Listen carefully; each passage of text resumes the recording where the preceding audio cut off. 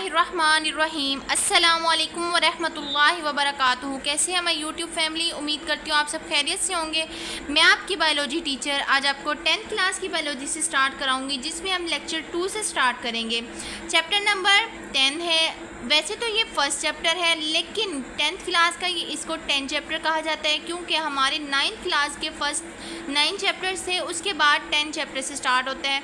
इसलिए 10th class का ये फर्स्ट चैप्टर है, लेकिन हमारे सीक्वेंस के साथ 9 से 10 तक जाने तक हमारा जो ये सीक्वेंस बनता है वो 10 का बनता है।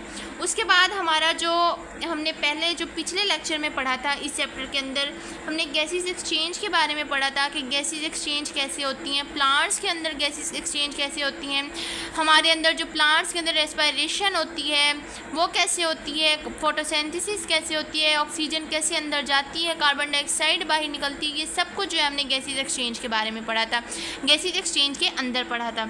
आज जो है हम पढ़ेंगे कि गैसेस एक्सचेंज ह्यूमन्स के अंदर कैसे होती है, ह्यूमन्स के अंदर गैसेस को कैसे एक्सचेंज किया जाता है।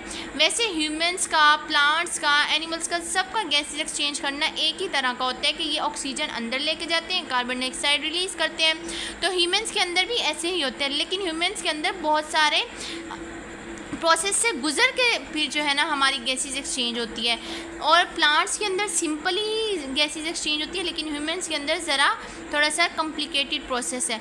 चलें अब हम स्टार्ट करते हैं कि ह्यूमन्स के अंदर हम कैसे गैसेस एक्सचेंज करते हैं। सबसे पहले हम ये पढ़ते हैं कि गैसेस एक्सचेंज ह्यूमन्स के अंदर कितने पार्ट्स में डिवाइड होता है। The gases exchange in humans are divided into 2 parts. 2 parts के अंदर डिवाइड होता है। फर्स्ट पार्ट हमारा है एयर पैसेजवे, नेक्स्ट पार्ट है हमारा लंग्स। एयर पैसेजवे आज हम पढ़ेंगे और लंग्स, एयर पैसेजवे ज़रा बड़ा पार्ट हो जाता है, इसलिए आज जो है मैं आपको एयर पैसेजवे कवर कराऊंगी। उसके बाद फिर जो है आपको लंग्स नेक्स्ट लेक्चर में कवर कराएंगे। सबसे पहले हमारा आ जाता है एयर पैसेजवे। इसको अच्छे से पढ़िएगा क्योंकि ये एक इम्पोर्टेंट टॉपिक है। ये एज अ लॉन्ग के तौर पे भी आता है, एज अ लॉन्ग के तौर पे भी आता है, और एज ए इसके अंदर बहुत सारे शॉर्ट्स बनते हैं। अगर आप इसको समझ के पढ़ेंगे और इसको अच्छे से देख के पढ़ेंगे और जो है इसके सारे पॉइंट्स को अच्छे से क्लियर करेंगे, तो आप जो है इसमें से बहुत सारे शॉर्ट्स भी निकाल सकते हैं और बहुत सारे लॉन्ग्स भी निकाल सकते हैं। अगर आप इसको ऐसे ही बेध्यानी से पढ़ेंगे तो आप जो है पेपर वाले दिन या अपने पेपर्स के अंदर इसके MCQs और इसके शॉर्ट्स को नहीं कवर कर पाएंगे।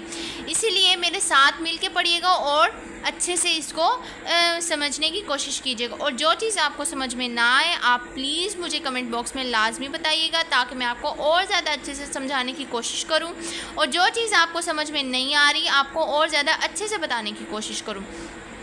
सबसे पहले हम एयर पैसेजवे देखते हैं। एयर पैसेजवे क्या चीज़ है, एयर पैसेजवे के अंदर क्या हम देखते हैं कि एयर की पैसेजवे क्या है। इसके अंदर कुछ पार्ट्स आ जाते हैं, इन पार्ट्स को एक एक करके जो है हम पढ़ेंगे।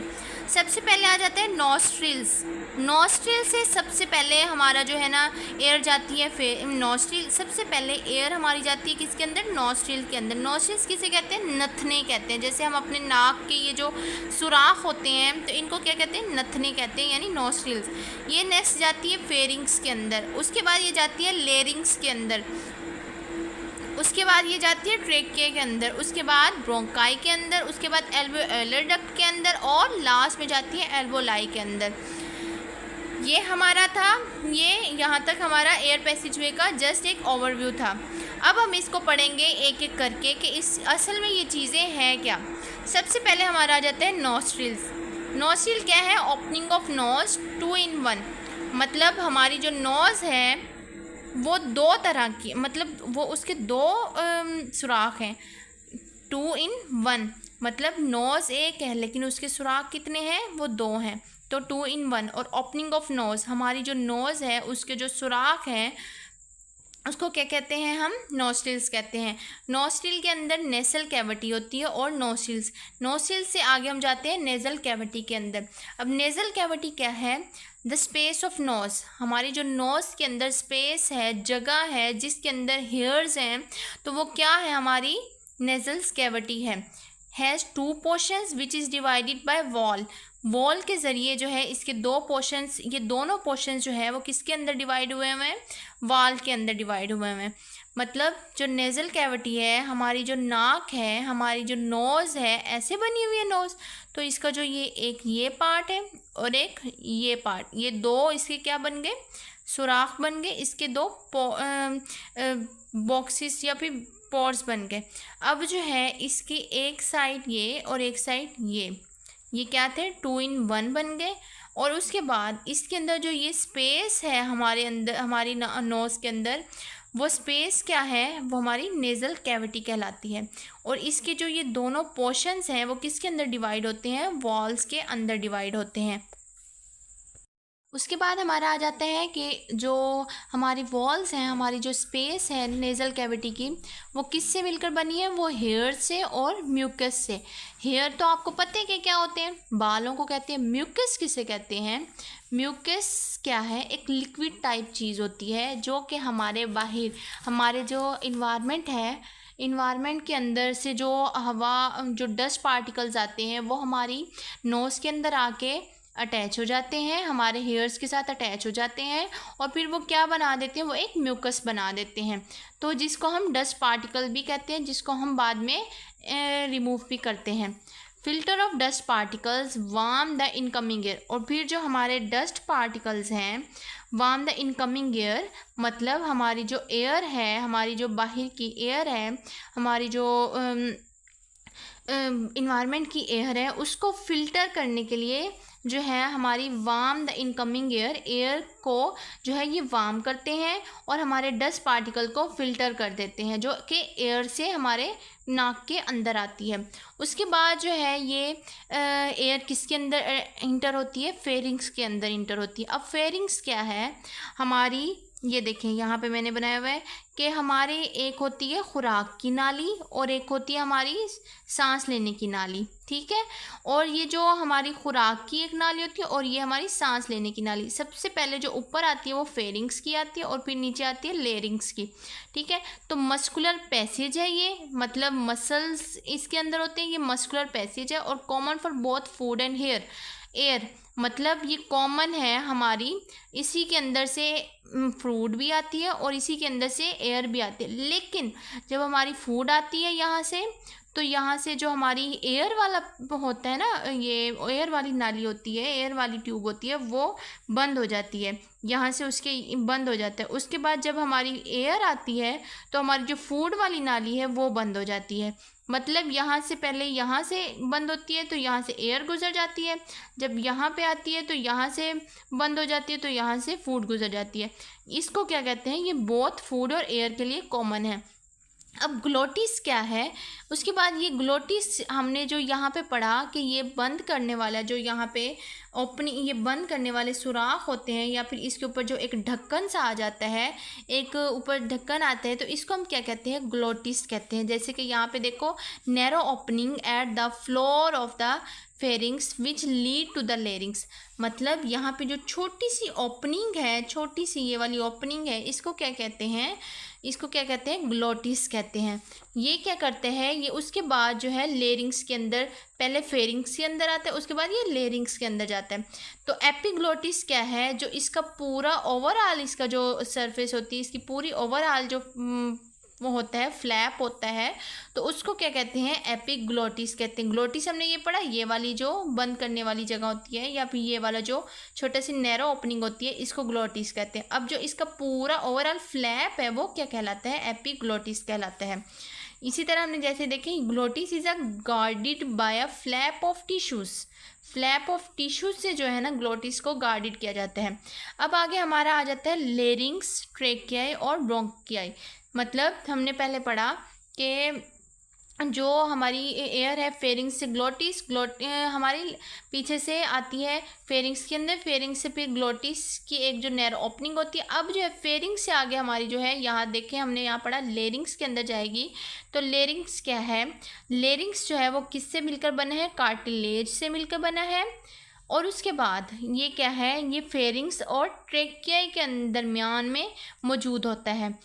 और ट्रेकियाई क्या है, आल्सो कॉल्ड विंड पाइप, एक विंड पाइप है, एक बहुत लंबी सी पाइप होती है, ठीक है। उसके बाद इसकी जो लेंथ है वो कितनी है, वो 12 सेंटीमीटर लॉन्ग है। और जो ब्रोंकाई होता है वो क्या है, trachea is divided into 2 smaller tubes. Trachea बहुत लंबी ट्यूब है। अब आगे जाके ये ट्रेकाई जो है 2 स्मॉलर ट्यूब के अंदर डिवाइड हो जाती है। इसे हम क्या कहते हैं, ब्रोंकाई कहते हैं। तो ब्रोंकाई जो है वो कार्टिलेजस प्लेट्स रखता है, लेकिन ब्रोंकाई के अंदर कार्टिलेज नहीं होते। यहाँ पे देखिए जो हमारा जो लेरिंग्स है ना, वो वॉइस बॉक्स भी कहलाता है। वॉइस बॉक्स किसे कहते हैं, जिसमें से हमारी आवाज़ निकलती है। अब आवाज़ कैसे निकलती है ये भी मैं आपको बताती हूँ। देखिए two fibrous band called vocal cords. 2 fibrous band क्या कहलाते हैं, वोकल कॉर्ड्स कहलाते हैं। स्ट्रेच अक्रॉस द लेरिंग्स के बिल्कुल साथ ही वो क्या करते हैं, स्ट्रेच्ड हुए हुए होते हैं। अब क्या है, जब हम वोकल कॉर्ड्स जो हमारे हैं वो वाइब्रेट होते हैं ना, ऐसे ऐसे वाइब्रेट होते हैं, तो तब हमारी जो है एयर के साथ वोकल कॉर्ड्स जब वाइब्रेट होते हैं तो तब हमारी क्या होती है, साउंड प्रोड्यूस होती है। वोकल कॉर्ड्स कहाँ पे होते हैं, ये हमारी बोलने वाली जगह। अब जैसे मैं बोल रही हूँ तो मेरी जो एयर और हमारे वोकल कॉर्ड्स ये इकट्ठे मिल रहे हैं और एक साउंड प्रोड्यूस कर रहे हैं, ये वाइब्रेट हो रहे हैं। इसकी वजह से मेरी जो है साउंड प्रोड्यूस हो रही है। इसी तरह हमने पीछे पढ़ा कि जो ट्रेकाई है वो एक लॉन्ग ट्यूब है और 12 सेंटीमीटर लॉन्ग है। लेरिंग से जो हमारी हवा आती है वो किसके अंदर आती है, ट्रेकाई के अंदर। अब ट्रेकाई जो है वो किसके एसोफिगस, हमारी जो खुराक की नाली है उसके बिल्कुल फ्रंट में पाई जाती है ट्रेकाई की जो ट्यूब है, ठीक है। उसके बाद ये सी शेप्ड कार्टिलेज है। सी शेप कार्टिलेज क्यों है ये, क्योंकि ये जो है कोलैप्सिंग, मतलब जब इसके अंदर हवा नहीं जाती, हवा जाए या नहीं जाए तो ये इकट्ठी नहीं होती, ये मर्ज नहीं होती, मतलब ये एक दूसरे के साथ ऐसे चिपकती नहीं है। तो इसलिए इसको सी शेप्ड होती है, ताकि ये इसमें से हवा जो है बिल्कुल ऐसे जाए, और अगर हवा इसमें से ना जाए तो ये बिल्कुल ऐसे चिपके नहीं, तो इसलिए ये कोलैप्सिंग को प्रिवेंट करती है। इसी तरह पीछे हमने पढ़ा जो ट्रेकाई है वो किसके अंदर कन्वर्ट होता है, 2 छोटी स्मॉल ट्यूब्स के अंदर। वो स्मॉल ट्यूब्स क्या थी, वो ब्रोंकाई थी, और ब्रोंकाई के अंदर जो कार्टिलेजेस प्लेट होती हैं, लेकिन ब्रोंकाई जो है वो कार्टिलेज उसके अंदर नहीं होता। ईच ट्यूब जो है, क्योंकि 2 ट्यूब्स के अंदर डिवाइड हुआ था, तो हर ट्यूब जो है वो ब्रोंकस कहलाती है। क्या कहलाती है, ब्रोंकस कहलाती है। लेकिन क्योंकि 2 ट्यूब्स हैं तो वो क्या कहलाती है, ब्रोंकाई, और जब एक ट्यूब के बारे में हम पढ़ेंगे तो वो क्या कहलाएगी, ब्रोंकस कहलाएगी। अब ब्रोंकस जो है वो किसके अंदर कन्वर्ट होता है, ब्रोंक्यूल्स के अंदर। अब ब्रोंक्यूल्स क्या चीज़ है, ये छोटी छोटी ट्यूब्स होती हैं, बहुत बारीक बारीक छोटी छोटी ट्यूब्स होती हैं, नैरो ट्यूब्स होती हैं, बहुत ऐसे पतली पतली, और इसके अंदर जो कार्टिलेज होता है वो बिल्कुल नहीं होता, ये कार्टिलेज के बगैर होती है। ये वाले जो 3 मैंने आपको पढ़ाया, लेरिंग्स, ट्रेकाई और ब्रोंकाई, ये बहुत इंपॉर्टेंट शॉर्ट भी हैं और बहुत इंपॉर्टेंट एमसीक्यूज़ के लिए भी इनको यूज़ किया जाता है कि कार्टिलेज इनमें से किसके अंदर होती है और कार्टिलेज किस में नहीं होती, और जो है इसकी जो ट्रेकाई है वो कितनी लॉन्ग ट्यूब है, उसकी कितनी लेंथ है, ये सब कुछ जो है ये आपसे पूछा जा सकता है। तो ये मोस्ट इम्पॉर्टेंट क्वेश्चन भी हो सकता है, ठीक है। उसके बाद अब हमारा जो आ जाता है वो एल्वोलर डक्ट है। एल्वोलर डक्ट क्या है, bronchioles and at the fine टेब्यूल्स।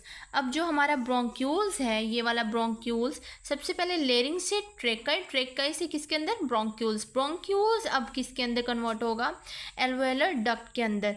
Alveolar duct के अंदर जो ब्रोंक्यूल्स है वो किसके अंदर, कहाँ पे जाके एंड होंगे, फाइन टेब्यूल्स के अंदर। जो फाइन टेब्यूल्स होंगी वो क्या कहलाएंगी, एल्वोलर डक्ट कहलाएंगी। अब जो हमारा नेक्स्ट पार्ट आ जाता है वो है एल्वोलाई। एल्वोलाई क्या है, ईच एल्वोलर डक्ट, मतलब ये वाला alveolar duct open into the cluster of pouches. ऐसे क्लस्टर्स, ऐसे पाउच से बने होते हैं, ऐसे पाउच से। तो ये जो एल्वोलर डक्ट है, हर एल्वोलर डक्ट एक क्लस्टर ऑफ पाउचेस के अंदर जाके ओपन हो जाएगा, और उसे हम क्या कहेंगे, एक रेस्पिरेटरी सरफेस भी कहेंगे, जो कि लाइंड होगी एक single layer of epithelial cells के साथ। किसके साथ लाइंड हुई होगी, किसके साथ जुड़ी हुई होगी, एपिथेलियल सेल्स के साथ, जो कि कंटेन करेगी नेटवर्क ऑफ कैपिलरीज, जिसके अंदर बहुत सारी कैपिलरीज पाई जाएंगी, बहुत सारी कैपिलरीज का एक गुच्छा रखेगी, बहुत सारी कैपिलरीज रखेगी, तो एक नेटवर्क ऑफ कैपिलरीज वो बन जाएगा। उसके बाद हम देखते हैं कि जो हमारा हार्ट है, हमारी जो हमारा दिल है हमारी बॉडी का, वो किसके अंदर कन्वर्ट होता है, जब बॉडी के अंदर कन्वर्ट होता है तो उसके ऊपर कौन सी वेन यूज़ होती है, पल्मोनरी वेन यूज़ होती है। और जो ब्लड है वो कौन सा ब्लड होगा, ऑक्सीजनेटेड ब्लड कहलाएगा वो। और जब हमारा हार्ट किसके अंदर कन्वर्ट होगा, लंग्स के अंदर कन्वर्ट होगा, तो तब कौन सा ब्लड यूज़ होगा, डी ऑक्सीजनेटेड ब्लड यूज़ होगा। और यहाँ पे कौन सी पल्मोनरी आर्टरी यूज़ होगी, जो कि इसको इसके अंदर कन्वर्ट करेगी।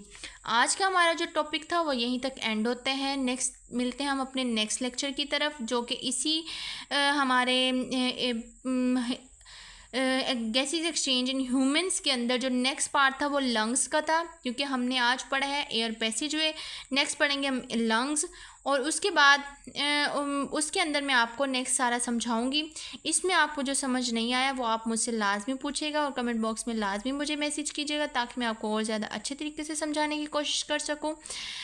मेरे चैनल को लाइक और सब्सक्राइब लाजमी कर दीजिएगा। Thank you so much. अल्लाह हाफिज़।